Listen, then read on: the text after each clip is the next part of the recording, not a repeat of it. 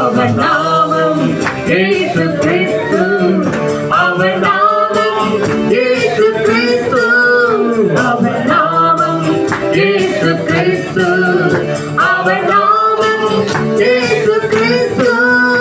அவர் நாமத்தில் மன்னிப்பு உண்டு, அவர் நாமத்தில் ரட்சிப்பு உண்டு, அவர் நாமத்தில் மன்னிப்பு உண்டு, அவர் நாமத்தில் ரட்சிப்பு உண்டு.